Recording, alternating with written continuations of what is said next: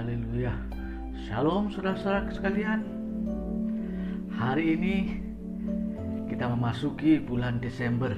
Hari ini hari pertama di bulan Desember tahun 2020. Saudara kekasih Tuhan, jika kita memperhatikan keadaan di sekitar kita, hari-hari ini banyak kita dengar dan kita lihat berita di media sosial, di media massa, mengenai orang-orang yang mengalami keputusasaan dalam menghadapi kesulitan hidup, baik secara ekonomi, kesehatan, bahkan kesulitan di dalam bersosialisasi dengan lingkungannya oleh sebab adanya perbedaan. Kekasih Tuhan, kemudian mereka mengambil cara sendiri dalam menghadapi keadaan yang cenderung menyulitkan. Misalnya saja, mereka merampok, mereka mencuri, membunuh, bahkan yang lebih tragis dan ironis, ada di antara mereka yang kemudian bunuh diri.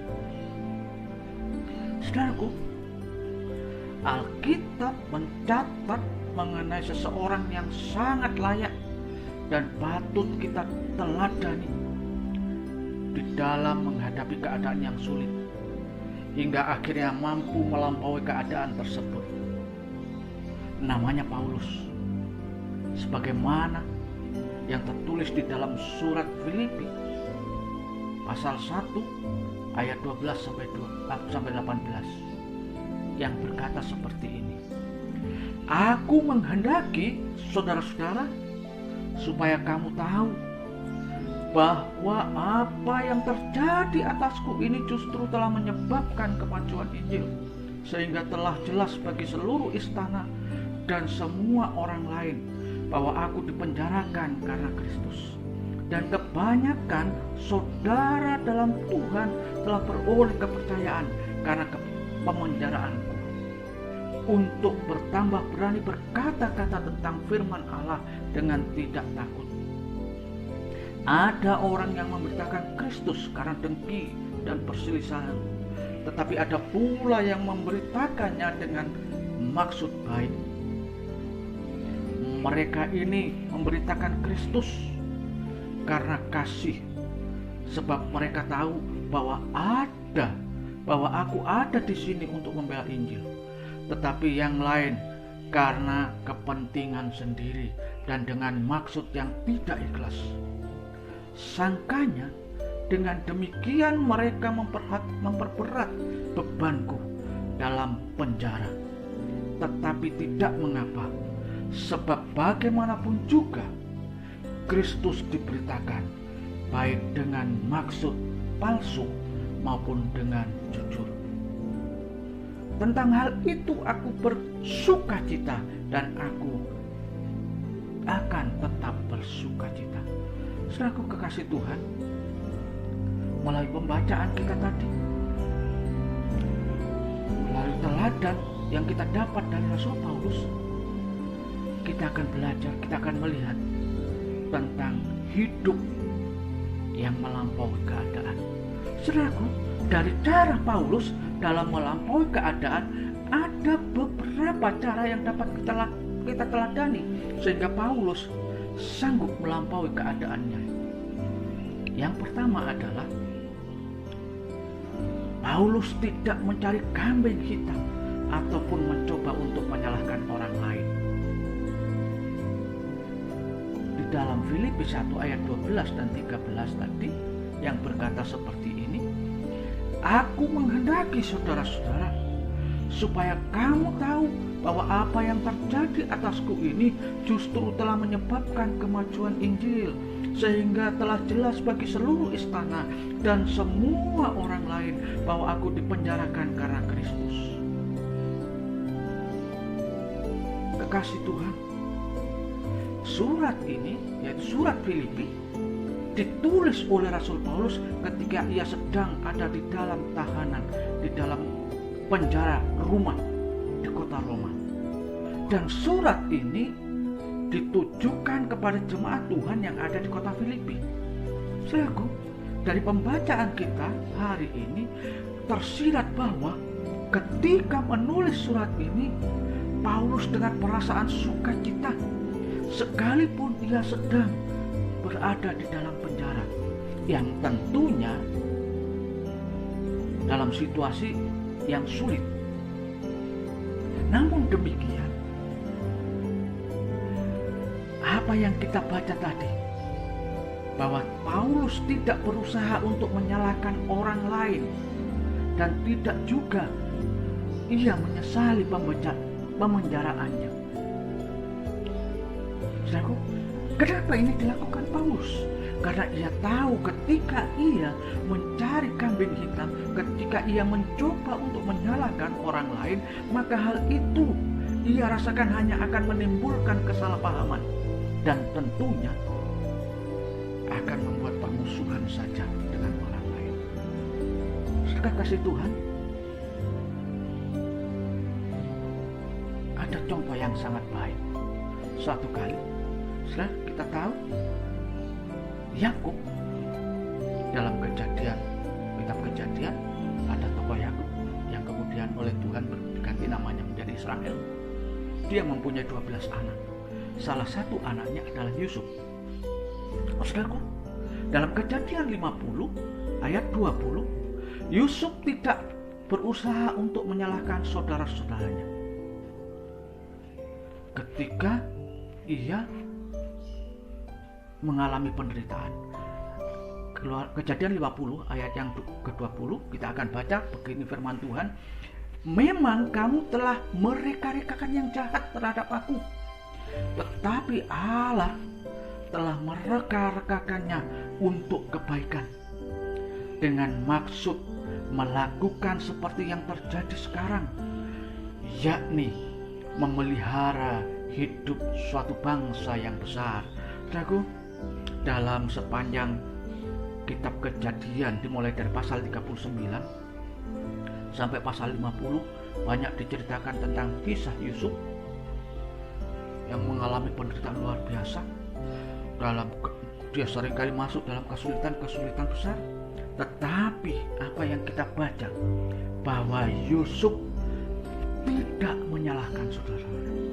Saudara sekalian yang dikasih Tuhan, mungkin engkau, saudara, sedang dalam keadaan yang sulit, baik itu secara ekonomi, mungkin kesehatan, mungkin hidup dalam keterbatasan, sejalan seiring dengan terjadinya pandemi, atau mungkin karena hal yang lain sehingga saudara alami kesulitan ekonomi, mengalami masalah dalam kesehatan, hidup di dalam keterbatasan karena dikucilkan.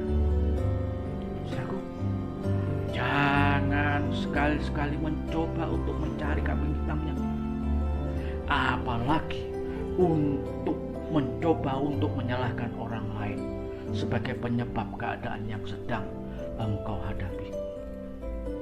Saudaraku, hal itu hanya akan menimbulkan kesalahpahaman dan permusuhan sehingga menjadikan kesulitan yang baru bagi saudara.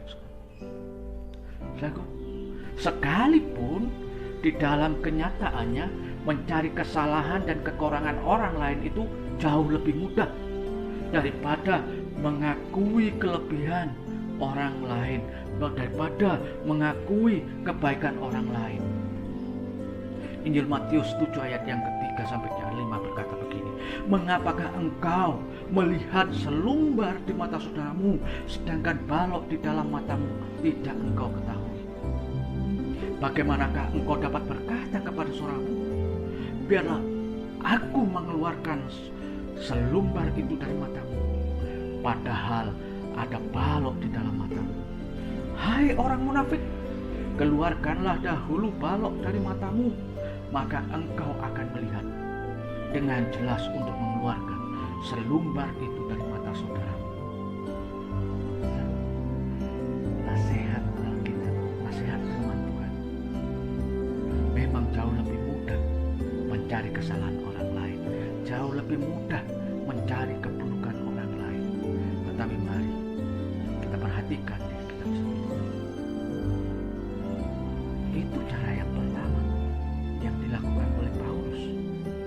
sehingga ia dapat dan sanggup melampaui keadaannya yang sulit di dalam penjara. Saudara kekasih Tuhan, kemudian cara yang kedua yang dilakukan oleh Paulus sehingga ia sanggup melampaui keadaannya adalah tidak mengeluh kepada orang lain. Iya, Paulus tidak mengeluh kepada orang lain. Filipi 1 ayat 12 sampai 18, saudaraku, itu bukanlah sekedar surat biasa yang ditulis oleh Paulus, melainkan kesaksian pribadi Rasul Paulus ketika ia sedang menghadapi keadaan yang sulit di dalam penjara. Karena itu, ketika kita membaca ayat ini, ketika membaca surat ini, kita tidak menemukan keluhan di dalam kekecewaan dari Rasul Paulus di dalam suratnya yang kita baca hari ini. Sekalipun Paulus mendengar berita bahwa ada orang-orang yang tentunya mencari keuntungan di balik pelayanan yang mereka lakukan. Paulus menemukan ada orang-orang yang tidak mempedulikan kesulitan orang lain, termasuk kesulitannya yang sedang berada di dalam penjara. Saudara, mengalami hal itu semua, Paulus tidak mau menjadi kecewa. Paulus tidak mengeluh kepada orang lain karena ia tidak mau menjadi kecewa. Jika ia menyampaikan keluhannya kepada orang lain demi mendapatkan bantuan, ia tidak ingin jika pada akhirnya ternyata ia tidak mendapatkan jawaban dari keluhan yang ia ungkapkan tersebut. Kekasih Tuhan, saya teringat di masa muda saya, di masa remaja, saya bangga dengan kedua orang tua saya, ayah dan ibu saya almarhum, yang selalu mengajarkan untuk memuji Tuhan. Salah satu pujian yang masih penggalan pujian dalam bahasa Jawa yang saya ingat hari ini berkata begini: ojo ngandalake rojo kaanane mung lebu, dan seterusnya. Ojo ngandalake rojo kaanane mung lebu, itu dalam bahasa Jawa. Bahasa Indonesianya berarti seperti ini: janganlah mengandalkan raja. Raja adalah manusia. Artinya jangan berharap dan mengeluh kepada manusia, karena keadaannya hanya berasal dari debu tanah. Sama seperti kita, sama seperti saudara dan saya yang juga memiliki keterbatasan dan kepentingannya sendiri. Saudaraku, sekali lagi, melalui firman Tuhan hari ini, jangan pernah, kalau kita mau hidup melampaui keadaan kita, jangan pernah mengeluh kepada orang lain demi mendapatkan bantuan, karena akan semakin membebani pikiran kita, pikiran saya, pikiran saudara. Jika kemudian nanti ternyata gagal untuk mendapatkan bantuan sebagaimana yang kita harapkan.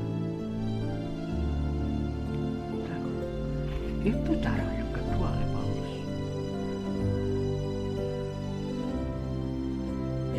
Cara yang pertama yang dilakukan oleh Paulus yaitu tidak mencari kambing hitam ataupun mencoba untuk menyalahkan orang lain. Kemudian yang kedua adalah Paulus tidak mengeluh kepada orang lain oleh sebab kesulitan, keadaannya yang sulit yang dia alami. Sedangkan cara yang ketiga yang dilakukan oleh Paulus sehingga ia sanggup menjalani hidupnya melampaui keadaannya yang sulit. Ialah Paulus tidak mencari jalan keluar sendiri. Saudaraku kekasih Tuhan, jika kita memperhatikan latar belakang kehidupan Paulus, dia bukanlah orang sembarangan. Paulus bukanlah seorang yang biasa. Saudaraku, Paulus adalah seorang ahli Taurat, murid dari guru besar Gamaliel, yang mungkin kalau kita ibaratkan sekarang, mungkin kalau secara gelar akademiknya mungkin Paulus bisa profesor, doktor, dan seterusnya. Saudaraku, Paulus bukan orang sembarangan. Surat Filipi 3 ayat 5-8 itu membuktikan bahwa Paulus bukan orang sembarangan. Filipi 3 ayat 5-8 berkata seperti ini: disunat pada hari ke-8 dan dari bangsa Israel, dari suku Benyamin, orang Ibrani asli, tentang pendirian terhadap hukum Taurat. Aku orang Farisi, tentang kegiatan aku penganiaya jemaat, tentang kebenaran dalam mentaati hukum Taurat, aku tidak bercacat.